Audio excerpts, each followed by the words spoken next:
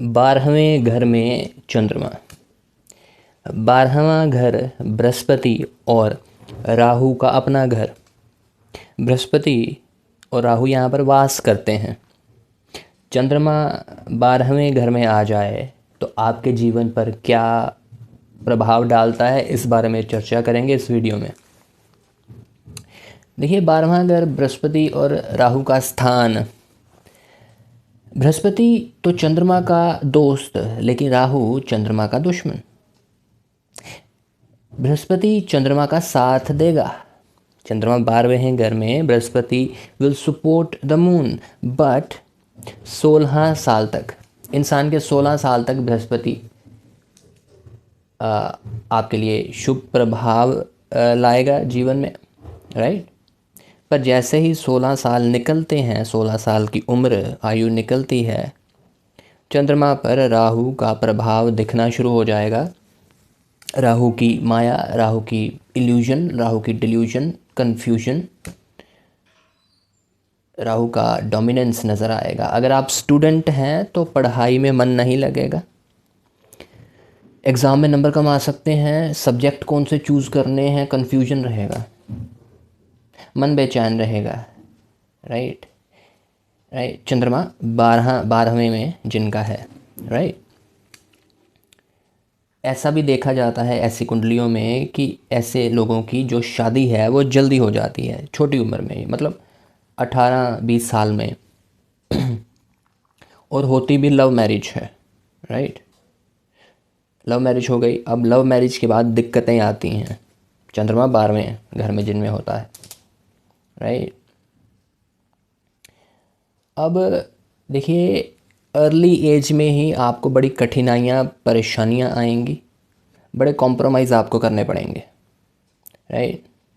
छोटी उम्र में ही आप इतने दुख तकलीफ़ें देख लेंगे कि आपका जो पर्सनैलिटी है, कह लीजिए कि वो अंदर से स्ट्रॉन्ग हो जाएगी, मैच्योर हो जाएगी, बड़ी छोटी उम्र में ही, राइट। और ख़ासकर आपके जीवन का 28वां वर्ष बड़ा ही कष्टकारी होता है। कठिनाइयाँ तो आती हैं, लेकिन 28th year of your life, कुछ ऐसा इवेंट हो सकता है आपके जीवन में, जैसे किसी करीबी अपने की डेथ हो जाना, या ऐसा देखा गया है कि मैरिज में, रिलेशन में परेशानियाँ ज़्यादा हो जानी और डाइवोर्स की नौबत तक आ जानी, राइट। 28th साल तो 28वें वर्ष में आपको खास ख्याल रखना है, सावधानी बरतनी है, मून के, चंद्रमा के उपाय करने हैं। उपाय मैं आपको बताऊंगा। पहला उपाय तो आपको क्या करना है कि बरसात का पानी घर की छत पर मिट्टी के घड़े में रखना है, राइट। ये ज़रूर कीजिएगा। इससे जो 28वें साल का कष्ट है वो कम हो जाएगा, आई रिपीट, कम हो जाएगा। लाल किताब का उपाय है, ये ज़रूर करना है आपको, राइट।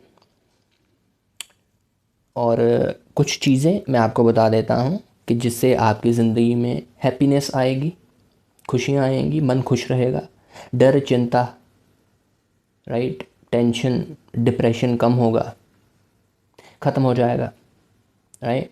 क्या करना है आपको? स्पिरिचुअल प्रैक्टिसेस करनी है कुछ, जैसे आपको पहले तो ओम मंत्र की मेडिटेशन करनी है, ओम मंत्र का जाप करना है, राइट। मॉर्निंग में कर लीजिए, रात को सोने से पहले कर लीजिए, राइट। सुखासन में बैठना है, ओम का जाप करना है, close your eyes and do like that, Om, very softly, gently, मन के भीतर भी कर सकते हैं आप, राइट। अब इससे क्या होगा कि आपका जो डिप्रेशन है, आपके जो मन की चिंताएं हैं, दुख हैं, तकलीफ़ें हैं, राइट, वो कम होंगी, ख़त्म हो जाएंगी, राइट। जो आपके जीवन में नेगेटिविटी है या आपको नज़र लगी हुई है, वो ख़त्म हो जाएगी, राइट। तो ये आपको करना है। दूसरा, आपको जर्नल लिखनी है, आपको डायरी लिखनी है, राइट। डायरी लिखिए, रोज़ एक पेज लिखिए, जो भी आपके मन में विचार आते हैं, आपके अपने सपने लिखिए कि मैं ये बनना चाहता हूँ, ये मैं ये करना चाहती हूँ, राइट। ये चीज़ करने से मुझे खुशी मिलेगी, राइट। ये चीज़ मुझे करना पसंद है, लिखिए, राइट। लिखेंगे तो होगा भी। Journal, start journaling, right. अब मैं आपको गारंटी देता हूँ, अगर आप ये 3 चीज़ें करते हैं तो your life will get much better than today. आपकी ज़िंदगी कई गुना बेहतर हो जाएगी।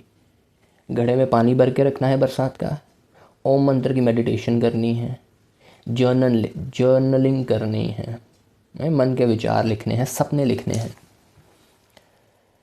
राइट। इसके अलावा प्रैक्टिस विपस्सना, राइट। विपस्सना कीजिए, you can do it any time of the day, right. और you can go for a walk. अगर आपके घर के पास नदी है, तालाब है, झील है, समुद्र है, right, go for a walk, right. इससे आपका जो वाटर एलिमेंट है, right, moon is a water element, right. Moon जो है आपके शरीर के पानी को कंट्रोल करता है, right. So walk by the water आपके बॉडी के वाटर एलिमेंट को बैलेंस करेगा, राइट। सो आपका माइंड एंड बॉडी हील करेंगे, राइट। सो ये जो मैंने आपको चीज़ें बताई ये करनी है आपको, right, and definitely you will get the better results. तो ये थे चंद्रमा 12वें घर में। आगे हम वीडियोस में बात करेंगे मंगल 12 घरों में, राइट। चंद्रमा की सीरीज़ यहाँ पर ख़त्म होती है, अब मंगल की स्टार्ट करेंगे। And I request you to please like, share and subscribe. Thank you.